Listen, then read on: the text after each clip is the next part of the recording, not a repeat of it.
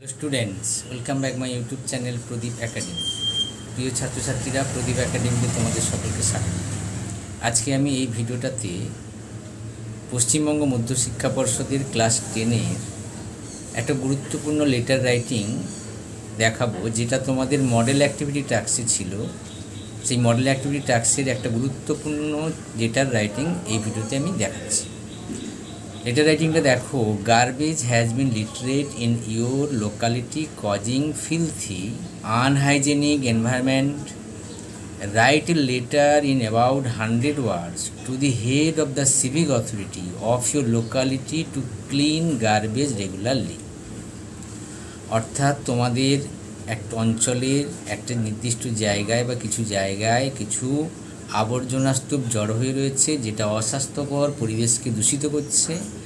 সেটা জানিয়ে তোমার স্থানীয় কোনো প্রশাসককে, সিভিক অথরিটি মানে স্থানীয় প্রশাসককে একটা আবেদন করো, যাতে প্রতিনিয়ত ওই আবর্জনাগুলোকে ওখান থেকে পরিষ্কার করা হয়।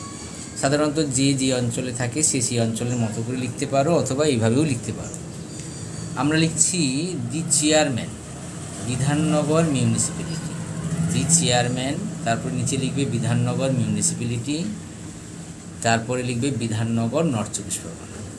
কোন বিষয়ে আমরা চিঠিটা লিখছি? অর্থাৎ সাবজেক্ট কি? রিমুভিং অফ গার্বেজ, আবর্জনাকে সরানোর জন্য।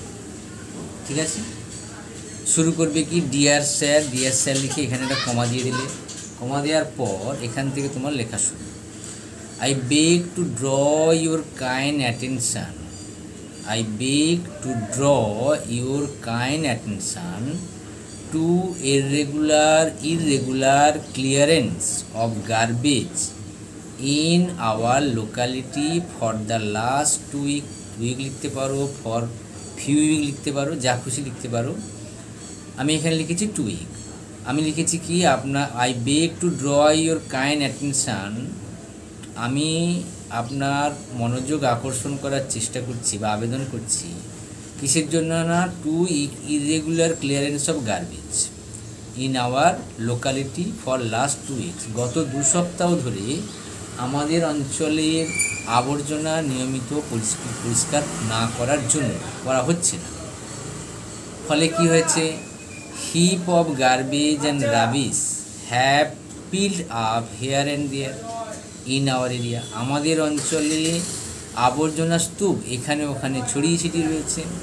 But no clearance van has been inside for the last week. গত 2 সপ্তাহ ধরে এই আবর্জনা পরিষ্কার করার যে ভ্যান, তাকে কিন্তু দেখা যায়নি। Strong stench has been coming out from the heaps. Stench means এখানে গন্ধ, দুর্গন্ধ। একটা তীব্র গন্ধ এই আবর্জনা স্তূপ থেকে বেরিয়ে আসছে।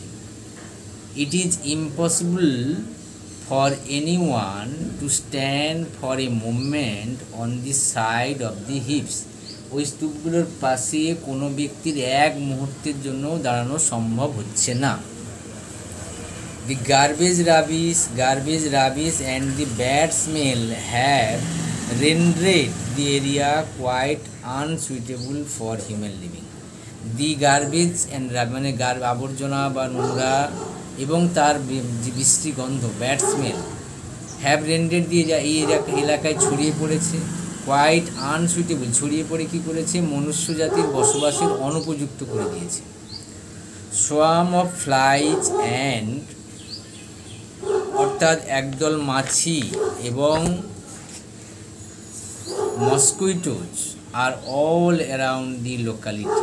মশা এবং মাছির দল এই এলাকার চারিদিকে বেড়েছে বা ঘোরাঘুরি করছে। It must cause outbreak of infectious disease any time. যে কোনো মুহূর্তে এর প্রভাবে ইনফেকশাস ডিজিজ অর্থাৎ সংক্রামক রোগ ছড়িয়ে পড়তে পারে। I request you to look into the matter. আমি আপনার কাছে অনুরোধ করছি, আপনি এই বিষয়টা একটু দেখুন। Take adequate and appropriate measure to remove the garbage immediately. পদক্ষেপ গ্রহণ করুন মেজার মানে সঠিক পদক্ষেপ গ্রহণ করুন এই সমস্ত আবর্জনাগুলোকে প্রতিনিয়ত দূরীভূত করার জন্য বা পরিষ্কার করার জন্য।